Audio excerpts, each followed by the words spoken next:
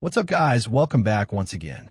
So, friends, the story begins with a group of school kids playing 7 Minutes in Heaven. The rule is simple. Whoever the bottle points to has to go into the closet with the person sitting opposite. We meet young Charlie and his friend Stuart. Stuart is a bit naughty and keeps teasing Charlie about what he should do inside the closet. When Stuart gets picked with Jennifer, she doesn't let him come close. Moments later, the bottle points to Anisha, and she chooses Charlie. Inside the closet, Anisha tries to kiss Charlie. She clearly likes him, but Charlie, being too innocent, walks out. Anisha gets angry and curses him. She says he'll never be lucky in love. Every girl he dates will end up marrying the next guy she meets. She even pulls out some of his hair before walking away. Years pass. Charlie and Stuart are adults now. Charlie is a dentist, and Stuart is a plastic surgeon. They work in the same building. One day, at a wedding, the bride thanks Charlie, saying she met her husband right after dating him. Charlie is confused. It's not the first time something like this has happened. He starts wondering, was the curse real? Charlie sits at a table when two girls nearby start whispering as soon as they hear his name. He's a little confused, but doesn't say anything. Soon after, he meets a girl named Cam. They hit it off quickly and have a great conversation. Before parting ways, Charlie hands her his dentist business card. The next day at his clinic, Charlie is surprised to see the waiting room filled with beautiful women. Until now, only elderly patients used to visit. This sudden change feels strange, but things get even weirder when he and Stuart run into Carol, one of Charlie's former flings. She's now married and tells Charlie that he's her lucky charm. Ever since she dated him, her life has completely changed. Though Charlie finds it strange, he brushes it off and heads home. Back at home, Charlie finds his mailbox overflowing with letters and gifts from several women. All of them seem eager to meet him, some for dental appointments, others with random excuses. The strangest part, Charlie doesn't even recognize most of them. He's confused and overwhelmed, not sure why all these women suddenly want to be near him. Meanwhile, we're introduced to Cam and her brother, Lon, who both work at an aquarium. While feeding the penguins, Cam accidentally slips and falls into the water, breaking one of her teeth. On the other side, Charlie is on a date with another girl. While sitting in the car, she suddenly tries to get physically close. When Charlie questions her behavior, she admits that she's heard a rumor. Any girl who sleeps with Charlie ends up getting married soon after. This makes Charlie finally realize why the bride at the wedding and Carol called him their lucky charm. It also explains why so many women are showing up at his clinic. But Charlie isn't convinced and still finds it hard to believe. Just then, Cam calls him and tells him about her broken tooth. Charlie, wasting no time, asks her to visit his clinic right away.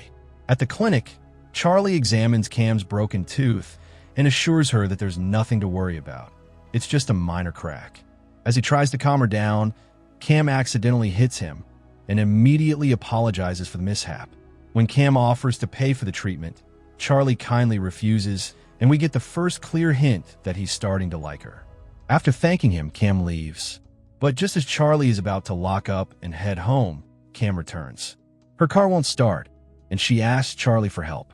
Charlie tries to fix her car, but while working on the battery, he ends up getting a strong electric shock, thanks to Cam's clumsy mistake. Thankfully, he's fine. Once the car starts, another issue arises. The car has locked itself automatically with the keys still inside. With no other option, Charlie takes Cam to her place to grab the spare key. But when they get there, she realizes that her house key is also inside the locked car.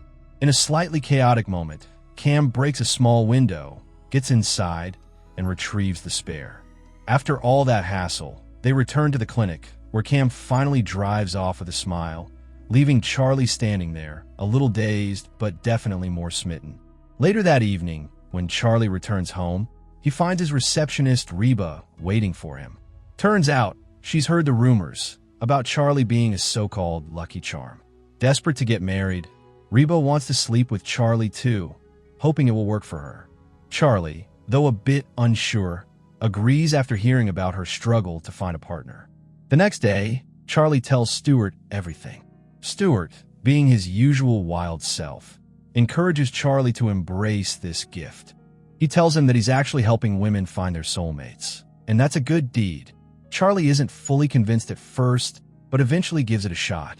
What follows is a strange, almost comical montage of Charlie sleeping with multiple women from a clinic.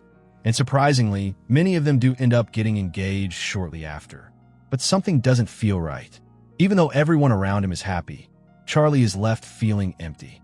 One day, while watching TV, he sees penguins and immediately thinks of Cam. That's when he rushes to the aquarium and asks her out. At first, Cam says no, but eventually, she agrees with a smile. Next, we see Charlie and Cam on a proper date. They're finally getting closer, laughing, having fun, and really enjoying each other's company.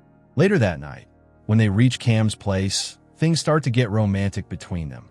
But just as they're about to take the next step, Charlie gets a call from Stuart. Stuart drops a bombshell. Turns out, every single woman Charlie has slept with has actually gotten married. So, if he sleeps with Cam too, she might also end up marrying someone else. Hearing this, Charlie panics. He rushes out of her apartment and goes straight to Stuart. They decide to test this curse one last time. Charlie sleeps with an overweight woman and then waits for days to see if she ends up getting married.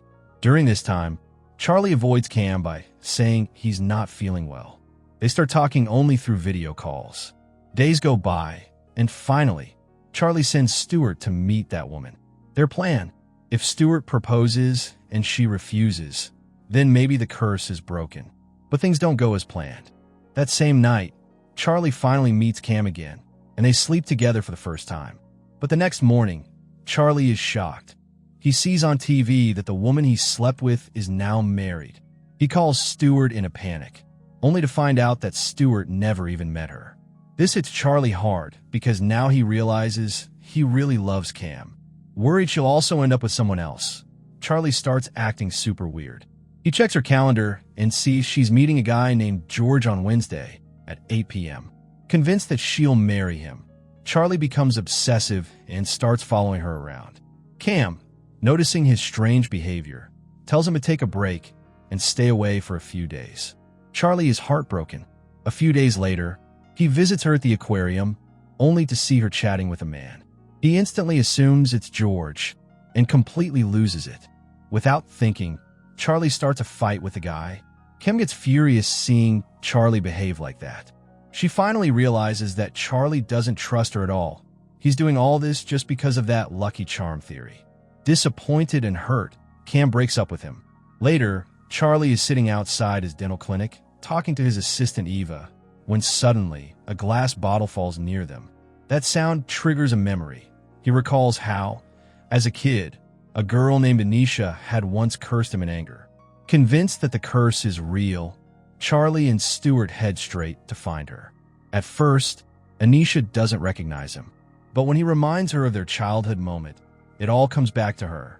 Charlie begs her to lift the curse, but Anisha laughs and tells him, "There's no such thing as a curse. I was just a kid, and I said all that in anger." She also tells Charlie something important. If Cam wants to move on, you should let her go. This finally opens Charlie's eyes. Back home, Charlie calls Howard, a famous penguin researcher whom Cam always dreamed of meeting. The next scene shows Cam happily spending time with Howard at the aquarium, while Charlie watches from a distance, smiling. He just wants to see her happy. But then comes the big twist. Stuart tells Charlie that Cam is leaving for Antarctica with Howard forever. Shocked, Charlie rushes to the airport, buys a ticket, and gets on the same flight. Right there, in front of all the passengers, he kneels down and proposes to Cam with a ring. Cam is surprised, but she smiles and accepts the proposal. Turns out, she wasn't going forever. She was only going to Antarctica for a short research trip, something she had always dreamed of. And Howard, he was already married.